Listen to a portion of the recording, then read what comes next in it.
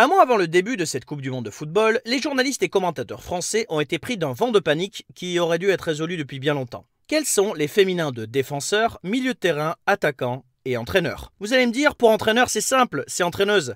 Sauf que le Larousse définit entraîneuse ainsi. Femme employée dans un établissement de nuit pour engager les clients à danser et à consommer. C'est pas tout à fait ça. Alors beaucoup de journalistes parlent de entraîneureux ou disent coach pour éviter la gêne. Mais il n'y a pas que dans le football que se pose la question. Quels sont les féminins de docteur, professeur, auteur ou maire? L'Académie française considère qu'il faut même dire Madame le ministre et non Madame la ministre parce qu'un nom féminin qui finit par un E, ça n'a pas de sens, voyons. En allemand, la question ne se pose pas. Pour féminiser une fonction, il faut simplement ajouter in. Alors voici à quoi ressemble la composition de l'équipe d'Allemagne. Dans les buts, die Torhüterin. En défense, die Abwehrspielerin. Au milieu, die Mittelfeldspielerin.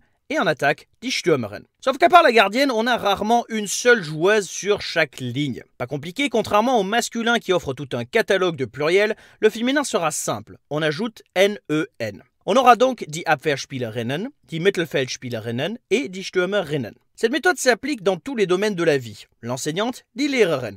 La policière, die Polizistin. La voisine, die Nachbarin. L'ami IE, die Freundin. C'est ainsi qu'en 2004, un an avant qu'Angela Merkel ne devienne chef du gouvernement allemand, le Duden, dictionnaire allemand officiel, s'est posé la question. Si Merkel gagne, elle sera quoi?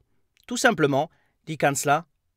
Même pour les nationalités, la règle générale est celle du in. Eine Französin, eine Engländerin, eine Amerikanerin, etc. L'exception la plus notable? Eine Deutsche. En attendant les huitièmes de finale, je vous dis bis bald.